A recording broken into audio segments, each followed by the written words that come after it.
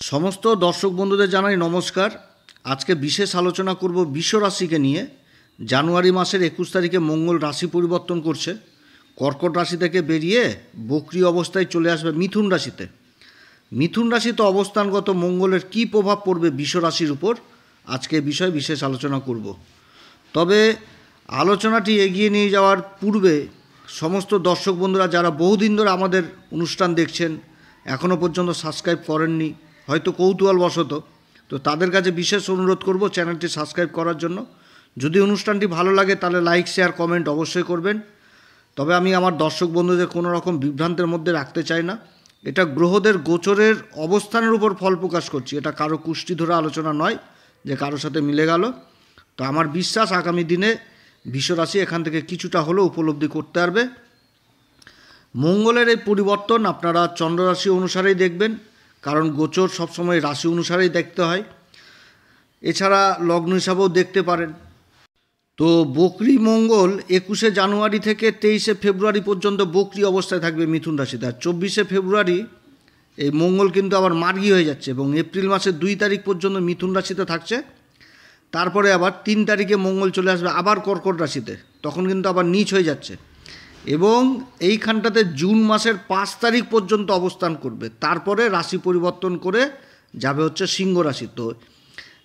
তো এই রকম হচ্ছে মঙ্গলের পরিবর্তন। এবার খুব মঙ্গল মানে এতদিন ধরে থাকে না, এবার মঙ্গলের ভর হয়েছে, যার জন্য মঙ্গল কিন্তু এইরকমভাবে করছে। তো যাই হোক, মঙ্গলকে বলা হয় গ্রহদের সেনাপতি। মঙ্গল যখন কেন্দ্রে নিজের রাশিতে অবস্থান করে তখন রুচক নামক পঞ্চ মহাপুরুষ রাজযোগ তৈরি করে। এটি একটি শক্তিশালী রাজযোগ। আর মঙ্গল হচ্ছে কি সাহসের কারক। একটুতে রেগে যাওয়া, চটে যাওয়া, মনের মধ্যে ক্রোধ নিয়ে চলে আসা, একটুতে অধৈর্য হয়ে যাওয়া, কারোর সাথে বাকবিতণ্ডায় জড়িত হয়ে যাওয়া, এগুলো কিন্তু মঙ্গলের কারণ হয়। তো যাদের জন্মকুষ্ঠিতে আবার মঙ্গল ভালো অবস্থায় থাকে তারা কিন্তু খুব সাহসী হয়, সহজে কারোর কাছে হার মানে না, পরাক্রম ভাবটা থাকে এবং ভালো ডাক্তার, ইঞ্জিনিয়ার, সার্জেন্ট, সেনাবাহিনীর প্রধান, প্রশাসনের আধিকারিক, এদের জন্মছকে কিন্তু মঙ্গল খুব ভালো অবস্থায় থাকে। কারণ এই সমস্ত কাজ করতে গেলে অত্যধিক সাহসের প্রয়োজন। আবার জন্মছকে যদি মঙ্গলের অবস্থান খুব খারাপ থাকে তাহলে কিন্তু একটুতেই নিজের প্রতি আত্মবিশ্বাস হারিয়ে ফেলে, সহজেই হার মেনে যায়। তাছাড়া মঙ্গল হচ্ছে আবার কিন্তু রক্তর কারক। তো রক্তজনিত সমস্যা কিন্তু দেখা দেয় মঙ্গল যদি খারাপ অবস্থায় থাকে।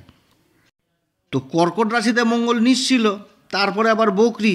তো কর্কট রাশি থেকে বেরিয়ে মিথুন রাশিতে অবস্থান করবে। তো নীচ অবস্থাটা কিন্তু ত্যাগ হলো মঙ্গলের, কিন্তু বক্রী অবস্থান থেকে গেল। ফেব্রুয়ারির 23 তারিখ পর্যন্ত কিন্তু বক্রী থাকছে, তারপরে কিন্তু মার্গী হবে।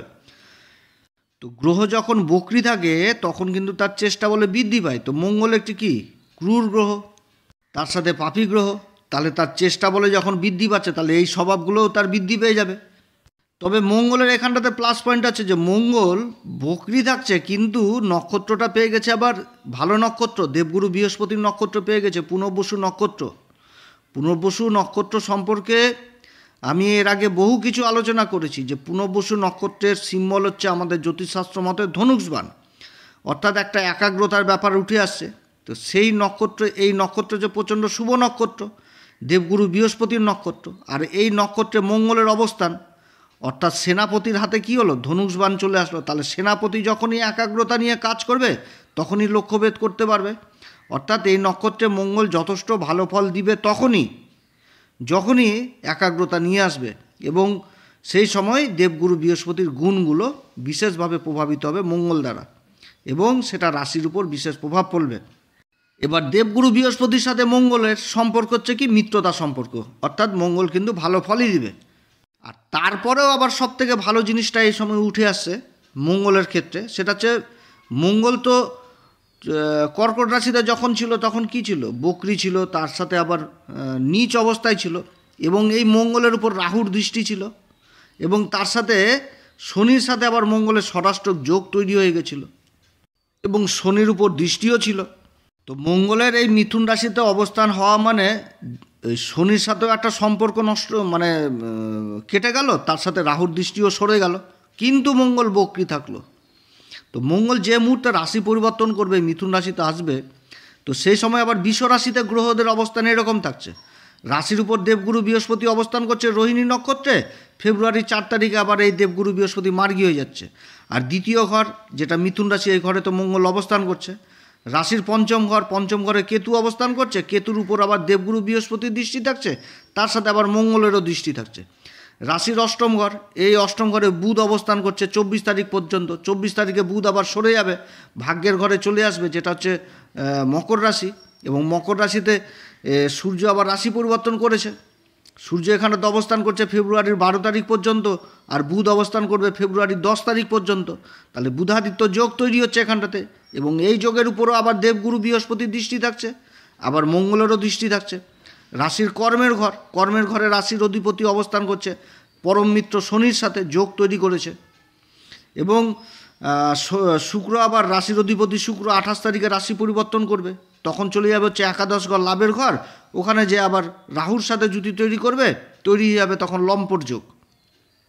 তো লম্পট যোগ তৈরি হবে, সেটা ঠিক আছে, কিন্তু অর্থকরীর দিক থেকে আবার এই যোগ যথেষ্ট সহায়তা করবে এই বিশ্বরাশিকে। তো এই রকম হচ্ছে গ্রহদের অবস্থান, এই যে মুহূর্তে মঙ্গল রাশি পরিবর্তন করবে এই বিশ্বরাশির ক্ষেত্রে। তো বিশ্বরাশির ক্ষেত্রে কিন্তু মঙ্গল কোনোভাবেই কারক গ্রহ না। মঙ্গল হচ্ছে সপ্তম ঘরের অধিপতি আর দ্বাদশ ঘরের অধিপতি, অবস্থান করছে কোথায়? ধন সম্পত্তির ঘর, বাণীর ঘর, খাবার দাবার এই ঘর থেকে দেখায়। তো এই ঘরে যে অবস্থান করছে এবং বক্রি অবস্থায় রয়েছে। তবে এখানটাতে সবথেকে ভালো জিনিস হচ্ছে যে মঙ্গলের সাথে শনির সম্পর্ক, রাহুর সম্পর্ক ছিন্ন হয়ে গেছে এবং দেবগুরুর নক্ষত্রটা পেয়ে গেছে। তবে এই সময়কালে আবার দেখতে হবে বিশ্বরাশির ক্ষেত্রে বুধের অবস্থান কেমন রয়েছে, বুধের সাথে আবার সম্পর্কটা তৈরি হয়েছে কিনা, কোনো রকম তৎকালীন মিত্রতা সম্পর্ক তৈরি হয়েছে কিনা। তাহলে আবার এই বিশ্বরাশিকে যথেষ্ট দ্বাদশপতি হিসাবেও বিশেষ দিক ক্ষেত্রে কিন্তু ভালো লাভ দিবে এই মঙ্গল। এবার মঙ্গল অবস্থান করছে দেবগুরু বৃহস্পতি নক্ষত্র পুনর্বসু নক্ষত্রে, এবং রাশির উপর আবার দেবগুরু বৃহস্পতি অবস্থান করছে। আর দেবগুরু বৃহস্পতি দৃষ্টি হচ্ছে ভাগ্যের ঘর মকর রাশিতে এই সময়। আর 24 তারিখে বুধাদিত্য যোগ তৈরি হচ্ছে। অপরদিকে মঙ্গল ধনসম্পত্তির ঘরে অবস্থান করছে মিথুন রাশিতে, যার অধিপতি হচ্ছে বুধ। তো এই সময় আবার মঙ্গলের উচ্চ দৃষ্টি হচ্ছে মকর রাশিতে। তো মকর রাশিতে বুধ আর সূর্য অবস্থান করছে, বুধাদিত্য যোগ তৈরি হচ্ছে।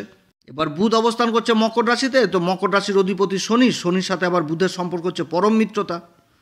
তো এই যে বুধাদিত্য যোগের উপর দৃষ্টিটা পড়ছে, গুরুর দৃষ্টি পড়ছে, মঙ্গলের তো উচ্চ দৃষ্টি পড়ছে এই সময় বক্রি অবস্থায়।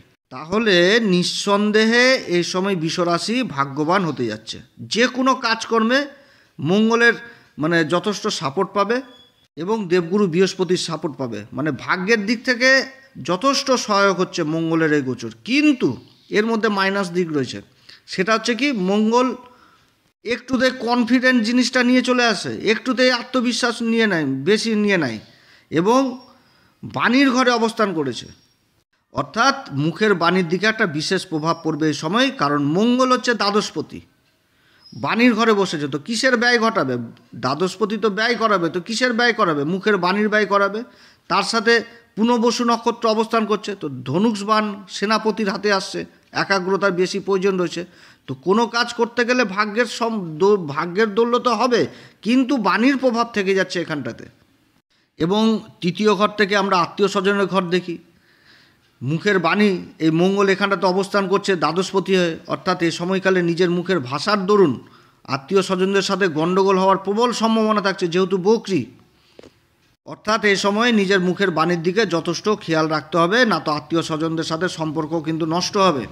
এবং মঙ্গলের সপ্তম দৃষ্টি পড়ছে অষ্টম ঘরে এবং বুধাদিত্য যোগের উপর, অর্থাৎ এই সময়কালে পৈতৃক সম্পত্তিজনিত যদি কোনো বিবাদ থাকে, সেটা কিন্তু অমীমাংসিত থেকে যাবে নিজের মুখের বাণীর জন্য। অতএব বাণী এমন বলতে হবে যাতে সমস্যার কোনো সমাধান হয়। এবং তার সাথে এই সময়কালে বিশ্বরাশির জাতক জাতিকাদের নিজের ক্রোধের উপর, নিজের ধৈর্যের উপর বিশেষ লক্ষ্য রাখতে হবে। চট করে কারোর সাথে লেগে যাওয়া, গণ্ডগোল করা, এগুলো ভুল করেও কিন্তু এই সময় করা যাবে না এই বিশ্বরাশিকে। এদিকে যথেষ্ট সাবধান, না তো হওয়া কাজ বানচাল হয়ে যাবে। মঙ্গলের চতুর্থ দৃষ্টি পড়ছে পঞ্চম ঘরে কেতু অবস্থান করছে পঞ্চম ঘর, সেটাও কন্যা রাশি, বুধের রাশি, এবং এই ঘরে আবার দেবগুরু বৃহস্পতির দৃষ্টি পড়ছে। তো বাণী সম্পর্কিত কাজ যথেষ্ট প্রভাব ফেলবে এই সময় বিশ্বরাশিকে। আমি আগেও বলছি, এখনও বলছি, যারা সেলসের কাজে যুক্ত রয়েছেন, মিডিয়ার কাজে যুক্ত রয়েছেন, ওকালতির কাজে যুক্ত রয়েছেন, চার্টার্ড অ্যাকাউন্টেন্টের কাজে যুক্ত রয়েছেন, অ্যাডভাইজার হিসাবে কাজ করছেন, তাদের জন্য বিশেষ মানে ভালো হতে যাচ্ছে। শিক্ষার ব্যাপারেও যথেষ্ট ভালো হতে যাচ্ছে। যারা কোচিং সেন্টারের সাথে যুক্ত রয়েছেন, সমাজকে শিক্ষাদান দিচ্ছেন যারা ট্রেনার হিসাবে, তাদের জন্য যথেষ্ট ভালো। এবং মঙ্গল হচ্ছে আবার কি সপ্তমপতি। সপ্তম ঘর থেকে আমরা ব্যবসা বাণিজ্য জিনিসটাও দেখি, অর্থাৎ ব্যবসা বাণিজ্যের সাথে যারা যুক্ত রয়েছেন তারাও কিন্তু বিশেষভাবে এই সময় অর্থ উপার্জন করতে পারবে, এটা ঠিক। কিন্তু নিজের মুখের বাণী সম্পর্কিত যে সমস্ত কাজ, কারণ ব্যবসা ক্ষেত্রে সবার প্রথম কিন্তু মুখের বাণী উঠে আসে, অর্থাৎ মুখের বাণীর উপর বিশেষ প্রভাব পড়বে এই সময়। নিজের জীবিকার নির্ভরের উপর কিন্তু মুখের বাণীর একটা ভালো প্রভাব থাকছে এই সময় মঙ্গলের। কারণ মঙ্গল যে ঘরে অবস্থান করছে সেই ঘর কিন্তু মিথুন রাশি, বুধের রাশি। বুধ হচ্ছে বাণীর কারক। তারপর আবার মঙ্গলের উচ্চ ঘর যেটা হচ্ছে মকর রাশি, ভাগ্যের ঘর। এই বিশ্ব রাশির ক্ষেত্রে এই ঘরে বুধাদিত্য যোগ তৈরি হয়েছে।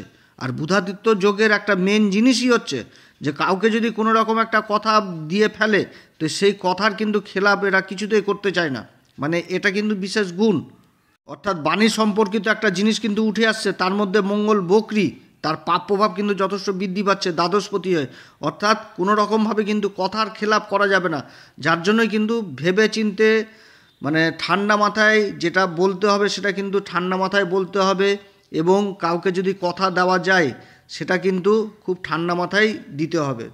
এই সময়কালে ইনভেস্টের ব্যাপার উঠে আসছে, যে ব্যবসাতে নতুন নতুন পুঁজি ইনভেস্টের ব্যাপার এরকম কিন্তু উঠে আসছে, যার জন্য কোনো রকমভাবে অধৈর্য হওয়া যাবে না, না তো কিন্তু ভবিষ্যতের জন্য পস্তাতে হবে।